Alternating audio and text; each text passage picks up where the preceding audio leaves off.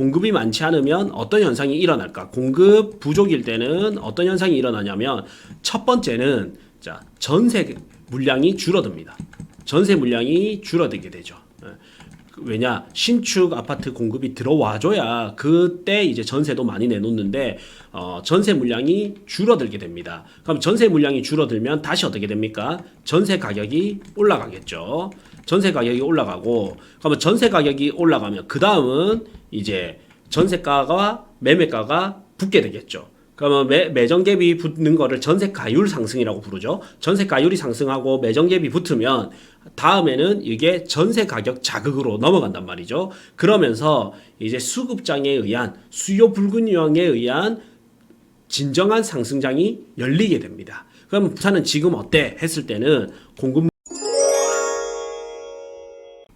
자, 그 다음에 우리는 이런 것도 있습니다. 곱하기 2배가 나올 때는 공급 물량 때문에 가격이 물량 앞에 장사 없다가 나온댔죠. 그 다음에는 어떻게 될까? 자, 그 다음에는 어떻게 될까를 한 번 더 응용을 해서 보면요. 자, 요때 곱하기 2배가 터지다 보니까 공급이 너무 많다 보니 이제 가격이 하락하잖아요. 가격이 하락하다 보니까 이제 그 공급자 입장에서는 요거를 분양할 이유가 없어지게 되는 거죠. 리스크가 너무 커지는 거죠. 내가 땅을 사서 건축비를 들여서 건축을 해서 아파트를 팔려는 건설사 입장에서는 미분양이 날 게 뻔하잖아요. 비싸게 팔기도 힘들 거고. 그러니까 향후에는 공급이 확 줄어들게 됩니다. 향후에는 공급이 확 줄어들게 되고 또 사는 사람 입장에서는 아직 재고도 많은데 신축 재고도 많은데 굳이 구축까지 살 필요가 없겠죠. 그러니까 또 수요도 감소하게 되고 그러면서 향후의 시장에는 공급 절벽 시대가 또 오거든요. 폭탄 공급 이후에는 공급 절벽 시대가 오는데 대구 같은 경우에 이제 25년 이후로는 공급이 정말 작고요. 예전 홍준표 시장 같은 경우에 대구에 인허가를 막아놨었단 말이죠. 그래서 27년 이후에는 공급 부족을 넘어서 공급 절벽이 옵니다. 네. 그리고 이제 부산도 한번 봅시다. 부산도 이렇게 보면 자, 부산도 부산에 부산도 보면 자 23년, 22년, 23년이 공급 정말 많았죠. 그리고 24년이 보통이었단 말이에요. 적정이었거든요. 이 적정이었는데 만약에 앞전에 공급이 적게 쌓였다면 24년부터 반응이 많이 왔을 거고 지금 앞전에 공급이 많았기 때문에 24년에도 약간은 이제 이 앞단에 있던 입주 물량을 좀 소화를 해야 되는 시기였던 거예요. 그리고 25년, 26년, 27년 해서 공급이 많지 않습니다. 그러면 이제 향후에는 어떻게 될 것이냐? 자, 공급이 많지 않으면 어떤 현상이 일어날까? 공급 부족일 때는 어떤 현상이 일어나냐면 첫 번째는 자, 전세 물량이 줄어듭니다. 전세 물량이 줄어들게 되죠.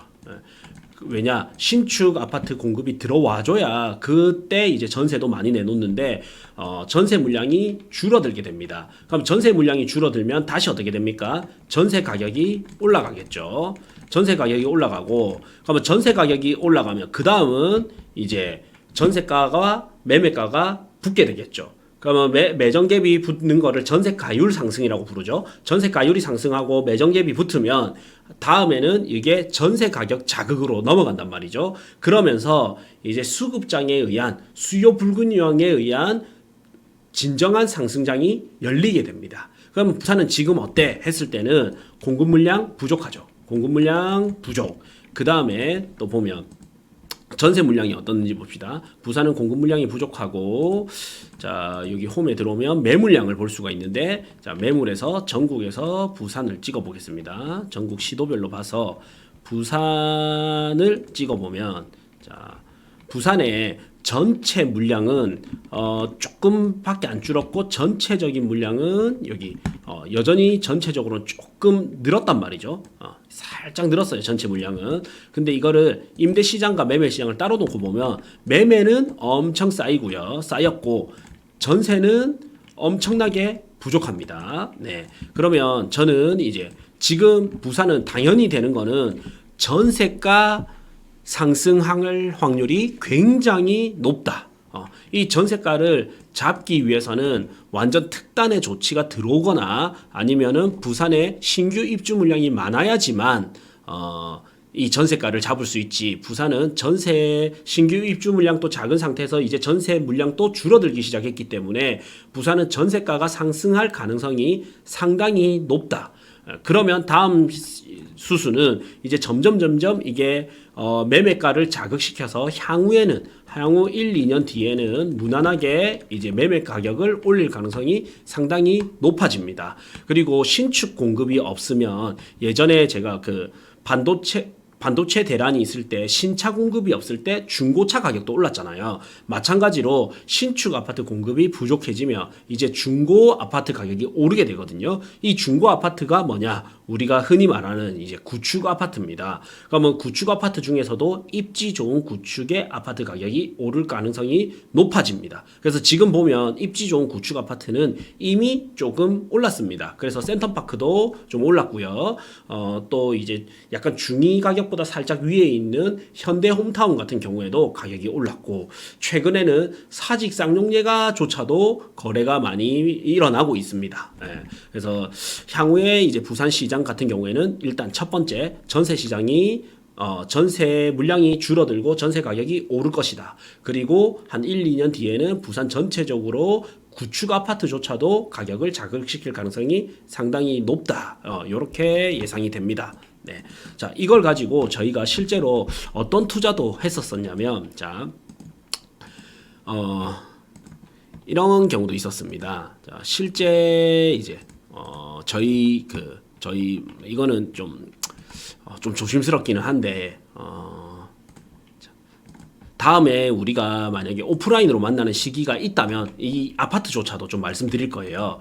근데 이제 특정 아파트를 좀 설명드리기가 좀 그렇습니다. 언급해드리긴 그런데 어떻게 투자를 했었냐면, 자, 대구가 23년, 24년 입주 물량 많잖아요. 23년, 24년 입주 물량 많네? 그러면 보통 24년, 25년에 뭐가 들어오냐면 갭 투자가 조금씩 들어오기 시작합니다. 갭 투자가 왜 요때 갭 투자가 들어오냐면요.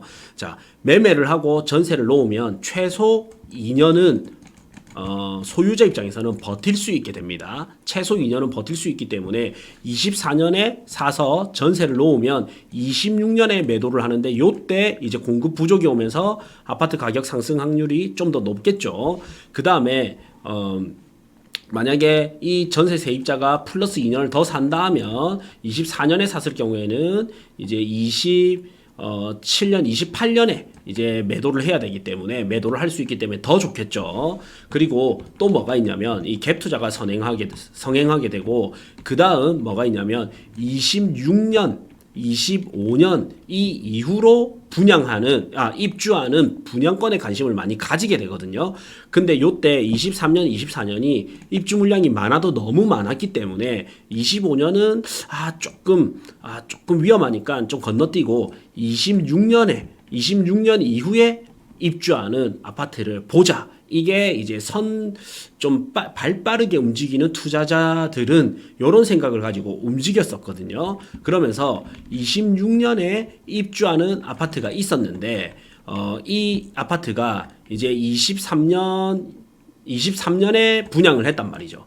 23년에 분양을 했는데, 딱 3년 차이 나네. 입주까지. 23년에 분양을 했는데, 대구가 요때 완전 공포의 장이잖아요.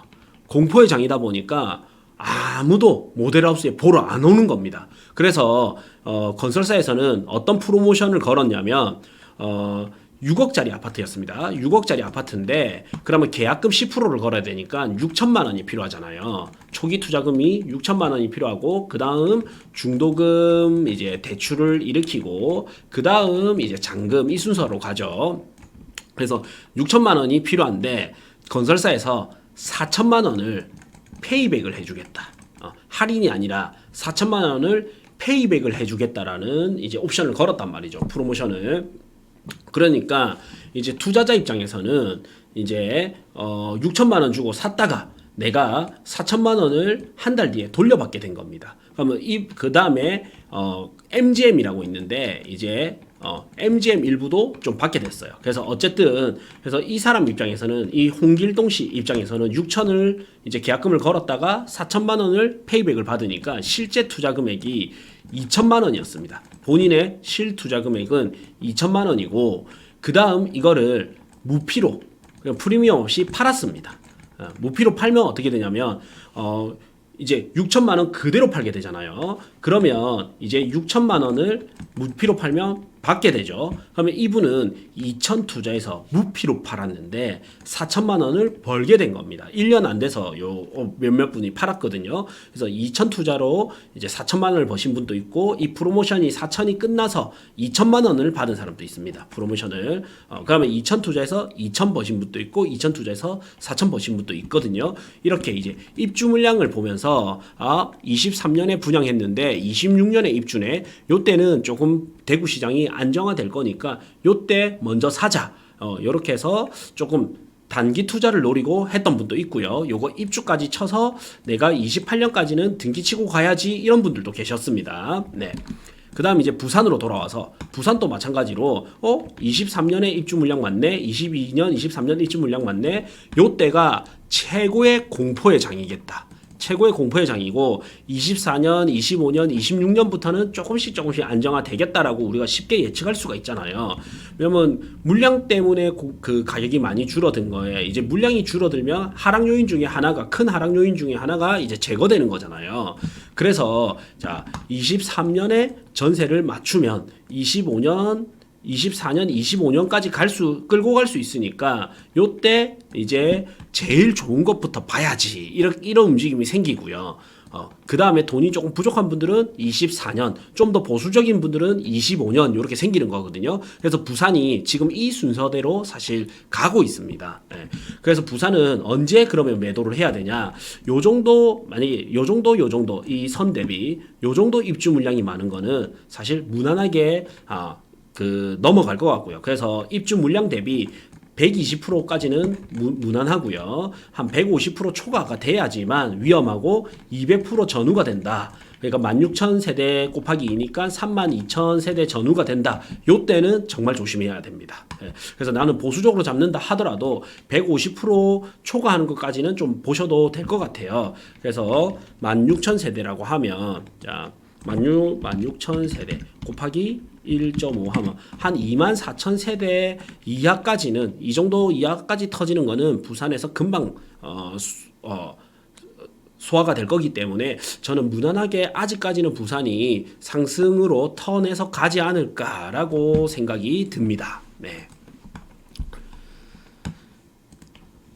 자, 이렇게까지 이제 입주 물량에 대해서 입주 물량과 어떻게 투자해야 되는지에 대해서 조금 배워봤고요.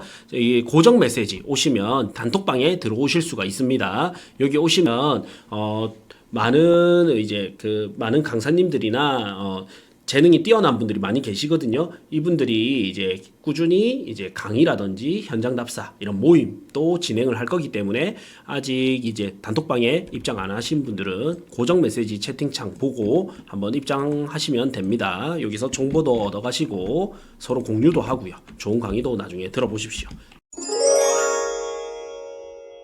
고대장에 12,000원짜리 멤버십에 오시면 금액대별 추천 아파트, 그다음 추천 토지, 추천 건물 모두 다 보실 수 있고요. 다음으로 부동산 투자에 꼭 필요한 핵심 인사이트를 담은 강의 보실 수 있고, 마지막으로 여기 매월 엑셀 파일까지도 다운받아 보실 수 있습니다. 고정 댓글 확인해 주시면 됩니다.